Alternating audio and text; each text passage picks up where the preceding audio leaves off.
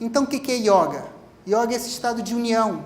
Ela traz saúde, traz realização, traz felicidade, traz bem-estar, que é o oposto da droga e da doença, que traz sofrimento, traz dívida, traz desgraça, traz dores, traz problemas, falta de domínio próprio, né? Falta de domínio do seu corpo, das suas emoções, da sua mente. A yoga, ou a verdadeira religião, religar também quer dizer uma forma de união. É a mesma coisa que yoga, religião, religare, o yuga tem a mesma função. Trazem a autoconfiança, trazem autodomínio, trazem integração, bem-estar, saúde emocional, física e espiritual, porque a pessoa se foca no eterno divino do presente, o eterno estar, que é a indivisível realidade do aqui e do agora, que vive dentro e fora de nós, que é um estado de profunda felicidade, bem-estar e a bem-aventurança, que outros seres já alcançaram, tanto no Ocidente como no Oriente, seja através da religião, da devoção, seja através de uma prática, mas essas pessoas conseguem esse profundo bem-estar. Então, há uma forma de fugir da depressão, se a pessoa buscar através da yoga, através da oração, da contemplação, e muitos são os centros que usam, além dos ansiolíticos, dos antidepressivos, a yoga, a hatha yoga, ou psicoterapia também, ou aconselhamento religioso, para que a pessoa consiga se afastar desses problemas, às vezes causados por ela própria, como no caso da síndrome do pânico, que ela não percebe que involuntariamente, que inconscientemente, ela causa aquelas crises, e que se ela é capaz, através às vezes de uma psicoterapia, ou às vezes através de um aconselhamento, ou às vezes através de sessões de relaxamento, ou de yoga, ou de respiração controlada, a aprender a respirar, que é uma coisa que a maioria de nós faz muito mal, não é? Porque nós não fomos ensinados a respirar. A respiração, ela acontece de uma forma involuntária e inconsciente, porque senão a gente morreria. Mas existem formas de respiração que a gente pode aprender, não é? A yoga, a hatha yoga, ensina uma série de respirações, né? Em que você pode aprender a oxigenar melhor o seu corpo, a controlar a sua respiração, de forma a aquietar as suas emoções e, através do controle da respiração, a diminuir ou acalmar os batimentos cardíacos. E assim, controlando o físico, fica mais fácil controlar as emoções. E também a controlar a mente, através do uso da desidentificação ou do uso de antídotos, que exatamente são os pensamentos contrários. Se a pessoa fala, ali tem uma pessoa, eu falo assim, ali não tem uma pessoa que quer me atacar. Ou se as pessoas pensam, eu vou falar para um público que vai me massacrar, eu falo assim, eu vou falar para um público que vai me apoiar, porque aqui só tenho amigos e irmãos. Então eu fico feliz em poder ter essa receptividade.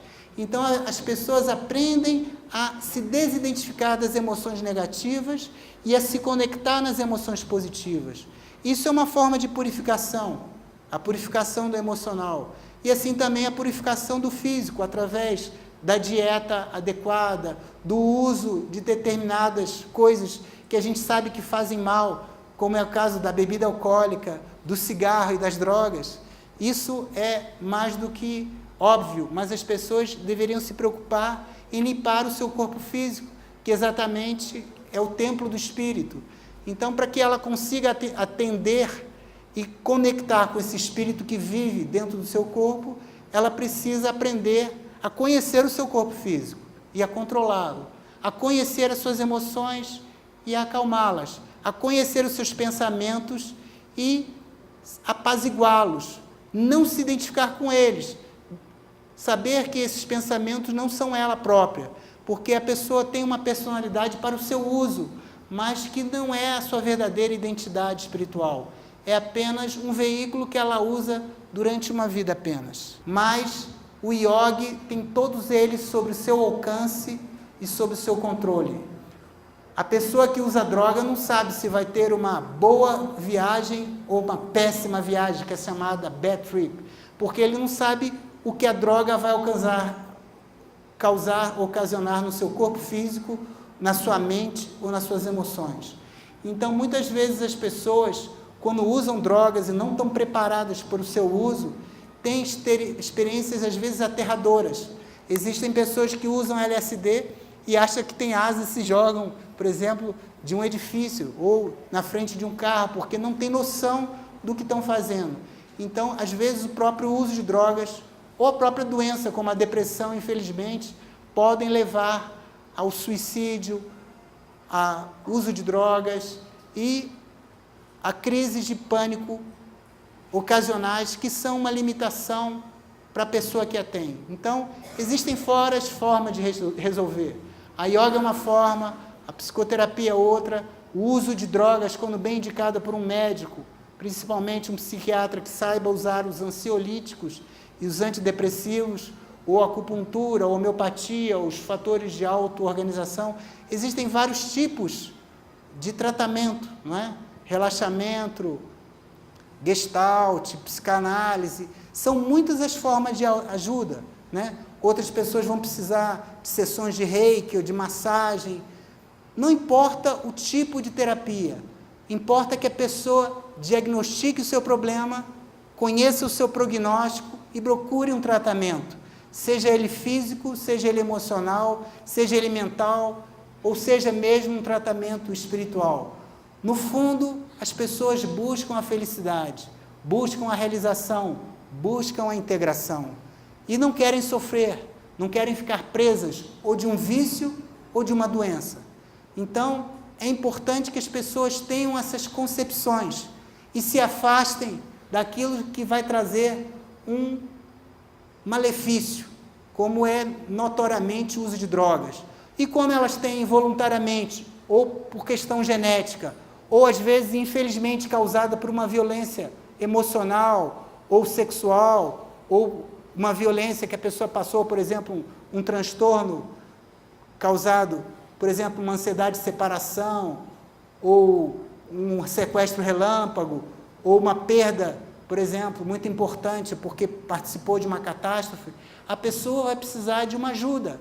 Às vezes é psicoterapia, às vezes é algum tipo de tratamento em que ela vai precisar se desconectar daquelas emoções venenosas ou emoções aflitivas e aprender que ela pode se regenerar, que ela pode voltar a ter controle do seu corpo físico, do emocional e do mental, que ela pode novamente ter acesso à felicidade, que ela pode se desidentificar, mesmo que sejam emoções muito negativas, muito difíceis de serem esquecidas. Mas existem algumas terapias hoje, até alguns medicamentos, que já estão prometendo em que a pessoa se desidentifica daquela emoção ou daquele pensamento, em que ela já não vivencia aquilo com toda aquela emoção aflitiva, e que ela pode aprender a ter uma funcionalidade melhor, a não ter uma limitação tão grande, a ter um comportamento de evitação, ou passar pelos embaraços, que é a síndrome do pânico, a agorafobia,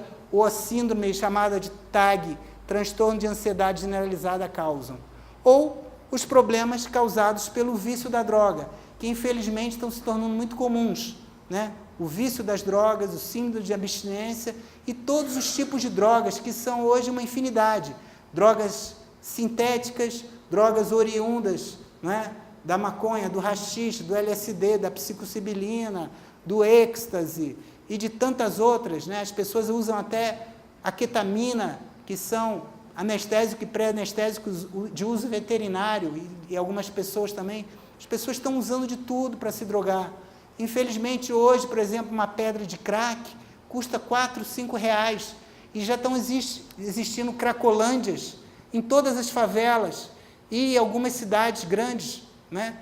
Dizem que cidades como Rio de Janeiro ou São Paulo já tem de 20 a 30 cracolândias, em que crianças e adultos estão lá jogados como zumbis, roubando uns aos outros, buscando ter dinheiro a qualquer preço para ficarem se drogando, e às vezes ficam por 1, 2, 3 meses até serem recebidas, né, ou terem algum tipo de ajuda, porque essas pessoas preferem ter o dinheiro para o crack até a comer ou a beber. Porque o vício é tão importante que entre comer e usar a droga, elas preferem usar a droga. Então ficam subnutridas, ficam completamente escadavéricas às vezes.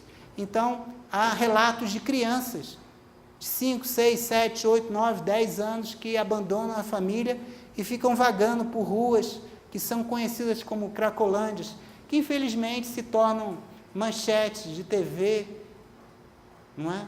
E que muitas vezes são até exploradas pela mídia indevidamente, porque a droga é muito fácil de adquirir, tanto a droga legal como a droga ilegal. Às vezes a bebida alcoólica é mais barata do que a água mineral, do que o leite, e às vezes o crack também é tão barato, ou a merla, como infelizmente é conhecido em torno de Brasília, muito fácil de adquirir, e às vezes de forma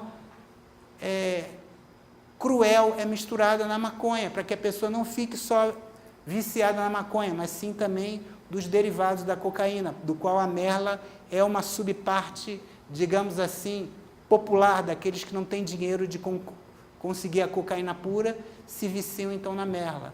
Ou sabe-se lá o que se põe junto, porque as pessoas às vezes acham que estão comprando uma determinada droga e aquela droga está, como se diz, batizada ou contaminada.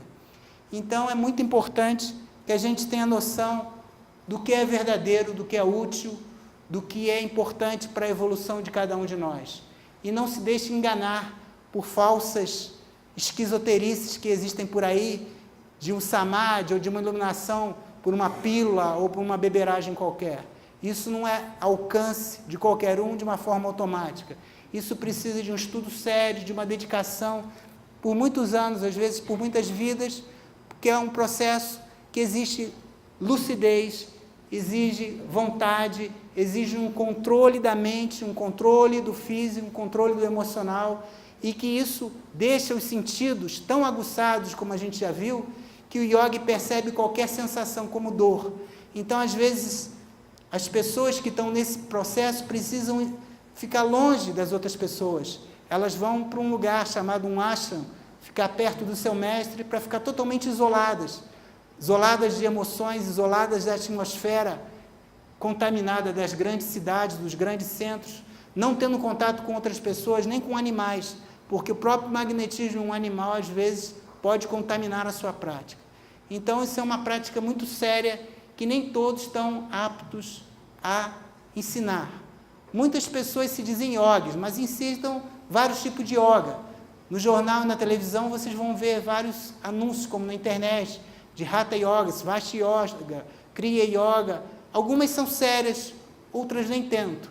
Então, eu digo a vocês que usem o seu discernimento para praticar aquilo que vai trazer o bem ao seu corpo, à sua mente, ao seu espírito, e que também vai lhe trazer liberdade, vai lhe trazer bem-estar em um estado em que é de profunda saúde e não de deteriorização e de dependência, seja a droga ou o próprio instrutor espiritual. Porque se você ficar dependente de alguém, seja ele um terapeuta, um médico ou um guru, você criou uma dependência de uma pessoa, né? E aí você precisa tudo perguntar, faço isso ou faço aquilo? Se torna uma criança, e a criança não tem vontade própria. O verdadeiro yogi, ele desenvolve a própria vontade e ele se torna o mestre de si mesmo. Por isso que os budistas falam, se você encontrar o Buda andando por aí, vai e mate-o, porque você tem que ser o mestre de si mesmo. Então, essa é a função da yoga, tratar de trazer as pessoas a elas próprias desatarem os grilhões que aprendem a ignorância, aprendem a doença, aprendem a ilusão dos sentidos. Então, isso é uma tarefa que cada um deve empreender, e isso é uma meta que eu deixo ao encontro de vocês, como sendo a verdadeira ideia ou ideal da yoga. A união com Deus, com o inefável, com o divino, ou com o uno que habita dentro e fora de nós. Dizem que quando o Buda alcançou a iluminação, ele viu que todos os seres tinham o germe de Buda, porque todos eram um Buda em potencial. Então, na verdade, todos nós somos iluminados. O problema é que a gente não abriu o canal da percepção para ver a luz que habita dentro de nós. Quando a gente abrir esse canal da percepção, através de um método, que pode ser da yoga ou de uma religião particular, essa luz se tornará clara, como se tornou para muitos que nos precederam. e que nos dão o verdadeiro caminho da senda da libertação.